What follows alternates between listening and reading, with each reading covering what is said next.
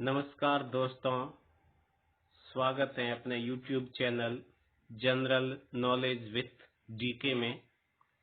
आज बात करते हैं हम मूल अधिकारों में स्वतंत्रता के अधिकार की।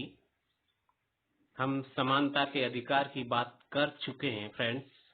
एक बार मैं दोहरा दूं, मूल अधिकार हमारे संविधान के भाग 3 में वर्णित हैं और ये अनुच्छेद 12 से 35 तक में है। हम समानता के अधिकार अनुच्छेद 14 से 18 की बात कर चुके थे। आज हम बात करते हैं स्वतंत्रता के अधिकार की, जो अनुच्छेद 19 से 22 में वर्णित है।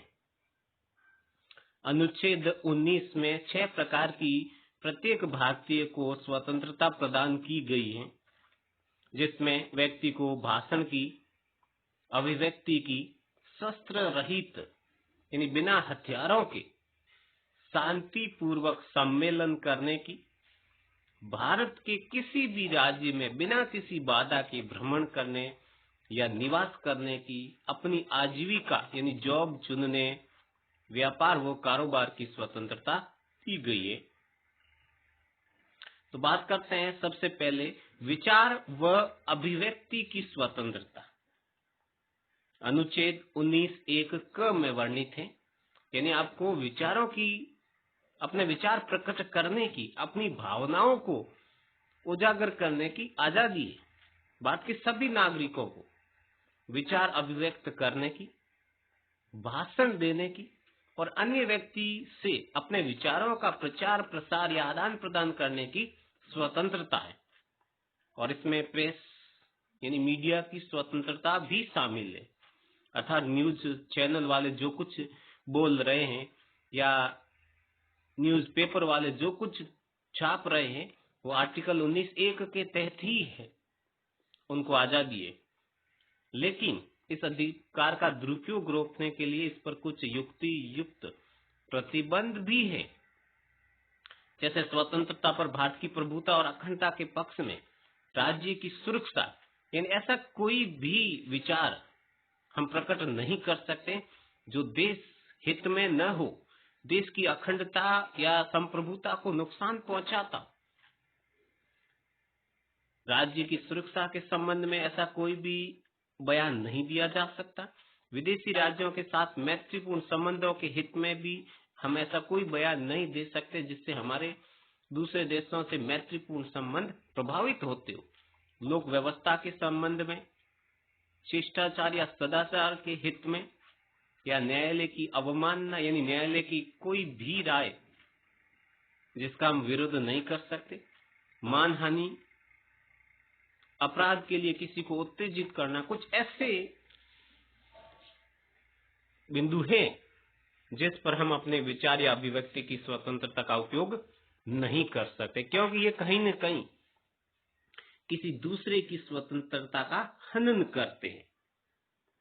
बात करें अनुच्छेद 19(2) या 19(1) ख की, जिसमें अस्त्र शस्त्र रहित अर्थात बिना हथियारों के शांतिपूर्ण सम्मेलन की स्वतंत्रता है। इसमें भारत का प्रत्येक नागरिक जिसको शांतिपूर्ण व बिना अस्त्र शस्त्र के सभा करनी हो या सम्मेलन करनी हो, ये उनका राइट है, अधिकार है। और इस अधिकार पर भी राज्य हित में प्रतिबंध लगाया जा सकता है, या यदि देश की या सार्वजनिक सुरक्षा को खतरा पैदा हो रहा तो आप सम्मेलन या सभा नहीं कर सकते हैं। बात करें 19(1) ग की, इसमें सभी या कुछ नागरिक मिल करके अपना एक संघ या समुदाय यूनियन बना सकते हैं, लेकिन ये यूनियन भी राज्य हित में होनी चाहिए। यदि राज्य का अहित हो रहा है तो ऐसी यूनियन पर भी प्रतिबंध लगाया जा सकता है। अनुच्छेद 19(1) घ, जैसा हम बात कर चुके, 19(1) में 6 प्रकार की स्वतंत्रता है। चौथी स्वतंत्रता है वह सर्वत्र आने जाने या निवास करने की स्वतंत्रता, यानी भारत के किसी भी कोने में प्रत्येक नागरिक को बिना किसी बाधा के अबाध रूप से भ्रमण करने की स्वतंत्रता है। आप भारत के किसी भी कोने में घूम सकते हो, आ जा सकते हो, बिना किसी बाधा के रह सकते हो। बात करें अनुच्छेद 19(1) की, जिसमें निवास यानी आपके वहां बसने की स्वतंत्रता है, आप वहां रह सकते हो। हालांकि कुछ समय पहले तक जम्मू कश्मीर में आर्टिकल 35(a) के तहत ये स्वतंत्रता जम्मू कश्मीर राज्य को छोड़कर बाकी निवासियों को प्राप्त नहीं थी, लेकिन अब वहां भी आर्टिकल 35 से समाप्त हो जाने के बाद भारत के किसी भी कोने में भारत के नागरिक को निवास करने की स्वतंत्रता प्रदान की गई है। हालांकि सुरक्षा हित में इस पर प्रतिबंध लगाया जा सकता है। अंतिम जो स्वतंत्रता है 19(1)(6), जिसमें आपको कोई भी वृत्ति यानी पेशा या व्यापार करने की स्वतंत्रता है। आप जिस व्यवसाय में इंटरेस्टेड हो, काम करना चाहते हो, या जिसमें आपको अपना फायदा दिख रहा हो, आप वो व्यापार, वो पेशा चुन सकते हो। आप स्वतंत्र हो इसके लिए। इस अनुच्छेद के द्वारा अर्थात 19(1)(6) के द्वारा सभी नागरिकों को अपनी वृत्ति यानी पेशा, अपनी आजीविका का साधन या व्यापार और व्यवसाय करने की स्वतंत्रता प्रदान की गई है। यानी आप कोई भी जॉब चुन सकते हो, कर सकते हो, लेकिन नशीली, जो आम आदमी के स्वास्थ्य को नुकसान पहुंचाती हो, या खतरनाक चीजों के व्यापार करने पर, ये ऐसा ही कोई अन्य कार्य जो राज्य के हित में ना हो, उसको करने पर प्रतिबंध लगाया गया है। ये तो बात थी 19(1), जिसमें 6 प्रकार की स्वतंत्रताएं प्राप्त हैं। अब बात करें हम अनुच्छेद 20 की, जिसमें प्रत्येक व्यक्ति को जो उसने अपराध किया है या नहीं, उसके लिए दोष सिद्धि के विषय में संरक्षण प्रदान किया गया है। यानी कैसे किसी व्यक्ति को दोष जो उसके ऊपर आरोप है उससे बरी किया जाए, या वो व्यक्ति क्या कर सकता है उस आरोपों से बरी होने के लिए, उसके क्या अधिकार हैं, वो अनुच्छेद 20 में दिए गए। इसमें कहा गया है कि किसी भी व्यक्ति को उस समय तक अपराधी नहीं ठहराया जा सकता जब तक कि उसने अपराध के समय लागू किसी कानून का उल्लंघन ना किया हो। कई बार आपको ऐसा कर जाते हो जो उस समय अपराध नहीं होता है, बाद में सरकार ऐसे कानून बना देती है और वो अपराध की श्रेणी में आ जाता है, तो उसे अपराधी नहीं बनाया जा सकता, अपराधी नहीं साबित किया जा सकता। क्योंकि अपराधी साबित करने के लिए ये जरूरी है कि व्यक्ति ने जिस समय वो कार्य किया उस समय वो कानून था या नहीं। दूसरा, किसी भी व्यक्ति को एक अपराध के लिए एक बार ही सजा दी जाएगी। किसी भी व्यक्ति को एक अपराध के लिए 2 सजा नहीं दी जा सकती।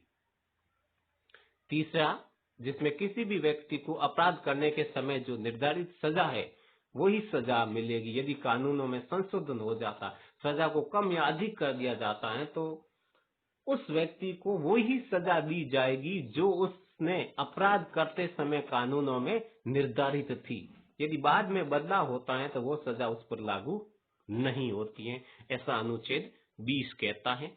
अब बात करें अनुच्छेद 21 की, जिसमें जीवन की स्वतंत्रता है, व्यक्तिगत स्वतंत्रता को संरक्षण प्रदान किया गया अनुच्छेद 21 के तहत, जिसमें कहा गया है कि किसी भी व्यक्ति को उसके जीवन से वंचित नहीं किया जा सकता, उसकी व्यक्तिगत स्वतंत्रता से अलग नहीं किया जा सकता, केवल विधि यानी भारतीय कानून द्वारा निर्मित प्रक्रिया को छोड़कर।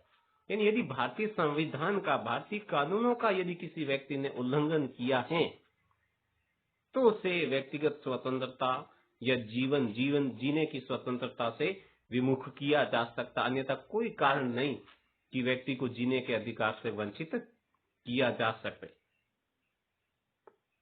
हालांकि 44वें संविधान संशोधन 1978 द्वारा इस अधिकार को और अधिक प्रभावशाली बनाया गया। वो ये कि 1978 से पहले देश में आपातकाल इमरजेंसी अर्थात धारा 352 लग जाने पर व्यक्ति के जीने की स्वतंत्रता क्या उसकी व्यक्तिगत स्वतंत्रता पर प्रतिबंध लगाए जा सकते थे, लेकिन 44वें संविधान संशोधन द्वारा अब इमरजेंसी आपातकाल में भी व्यक्ति के जीवन यानी जीने की स्वतंत्रता, जीने के अधिकार से उसे वंचित नहीं किया जा सकता। उसकी व्यक्तिगत स्वतंत्रता को उसे नहीं छीना जा सकता। और अब सबसे इंपॉर्टेंट अनुच्छेद 22, बंदीकरण में संरक्षण अनुच्छेद। अर्थात किसी भी व्यक्ति को बंदी बना लिया गया है तो उस स्थिति में उस व्यक्ति के क्या अधिकार है। कई बार व्यक्ति को इन अधिकारों की जानकारी नहीं होती है, जिसकी वजह से उसे प्रताड़ित होना पड़ता है। तो बंदी बनाए जाने के समय क्या अधिकार है उसके। सामान्य नागरिक को बंदी बनाए जाते समय कुछ अधिकार दिए गए अनुच्छेद 22 के तहत, जिसमें उससे बंदी बनाने का कारण जानने का अधिकार है। यानी उस व्यक्ति को ये जानने का पूरा अधिकार है कि उसे बंदी क्यों बनाया गया है, वे क्या कारण है जिसकी वजह से उसे गिरफ्तार किया गया, अर्थात उसे ये कारण जानने का अधिकार है। हालांकि कई बार सरकारी तंत्र के अड़ियल रवैये की वजह से ऐसा नहीं हो पाता है, फिर भी ये हमारा मूल अधिकार है कि हमें कारण पता हो कि किस वजह से गिरफ्तार या बंदी बनाया जा रहा है। दूसरा, उसे इच्छा अनुसार स्वयं के लिए कानूनी सहायता प्राप्त करने का अधिकार है। यानी वो जिस वकील से सलाह मशविरा करके उससे संबंधित अपराध या अपराधी वो अभी तक नहीं है, वो वकील से सलाह मशविरा करके उस केस को विथड्रॉ करने या उसको ड्रॉप करने के लिए वो कानूनी प्रक्रिया का सहारा ले सकता है। अर्थात इस पर कोई पाबंदी नहीं है, क्योंकि जब तक व्यक्ति दोषी साबित नहीं हो जाता तब तक वो दोषी नहीं है। अर्थात उसे कानूनी सहायता प्राप्त करने का अधिकार है। अगला, किसी भी व्यक्ति को गिरफ्तार किए जाने के 24 घंटे के अंदर बंदी को न्यायाधीश के सम्मुख पेश किया जाना आवश्यक है।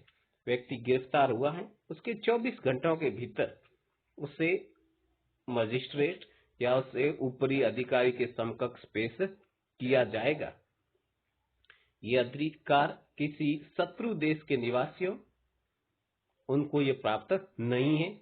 इसके अलावा निवारक नजरबंदी अधिनियम के तहत गिरफ्तार किए गए अपराधियों पर भी ये लागू नहीं होता। यानी निवारक नजरबंदी अधिनियम, इसके तहत यदि किसी व्यक्ति को गिरफ्तार कर दिया जाता है या कोई शत्रु दुश्मन देश का निवासी है तो उसे 24 घंटों के भीतर न्यायाधीश के समक्ष पेश किया जाना अनिवार्य नहीं है। अन्यथा भारत के सभी नागरिकों को 24 घंटे के भीतर मजिस्ट्रेट के सामने पेश किया जाना अनिवार्य है। अब जान लेते हैं निवारक नजरबंदी क्या है। निवारक नजरबंदी एक अधिनियम है, इसके तहत बिना किसी न्यायिक प्रक्रिया के किसी भी व्यक्ति को नजरबंद किया जा सकता है। और इस कानून का उद्देश्य, इसका अधिनियम का उद्देश्य है कि व्यक्ति को दंडित करना नहीं बल्कि उसको अपराध करने से रोकना है। यानी यदि सरकार को ऐसी आशंका हो जाए कि इस व्यक्ति के द्वारा अपराध किया जा सकता है या किए जाने की संभावना है तो उस व्यक्ति को नजरबंद किया जा सकता है और उस समय उसे 24 घंटे के भीतर न्यायालय में पेश करने की आवश्यकता नहीं होती है। जब राज्य को अनुमान हो कि किसी व्यक्ति से जो अपराध करने वाला है राज्य की सुरक्षा को खतरा है या खतरे की धमकी मिल रही है तो राज्य एक सीमित अवधि के लिए बिना जांच के बंदी बना सकता है। हालांकि ये जो सीमित अवधि वो 3 माह तक है। इस कानून के तहत किसी भी व्यक्ति को जो अपराध कर सकता है उसे 3 माह के लिए बंदी बनाया जा सकता है। इससे अधिक यदि उसे बंदी बनाए रखना है तो परामर्शदात्री समिति बनाई जाती है जिसमें एक व्यक्ति उच्च न्यायालय का जज हो, वो जांच करते हैं और उस समिति की सिफारिश के बाद ही उसे आगे नजरबंद किया जा सकता है। यदि समिति सिफारिश करेगी तभी उसे नजरबंद किया जा सकता है। हालांकि इस निवारक नजरबंदी कानून का भी समय समय पर सरकारों ने दुरुपयोग किया है, अर्थात अपनी विपक्षी पार्टियों के प्रमुख नेताओं को दबाने के लिए उन्होंने इस कानून का सहारा लिया है। तो धन्यवाद फ्रेंड्स, वीडियो कैसा लगा? पसंद आए तो लाइक शेयर जरूर कीजिएगा, और यदि चैनल को सब्सक्राइब नहीं किया है तो अभी कर लीजिएगा। चैनल के साथ बने रहिए। अगले वीडियो में हम बात करेंगे मूल अधिकारों में शोषण के विरुद्ध अधिकारों की। धन्यवाद फ्रेंड्स।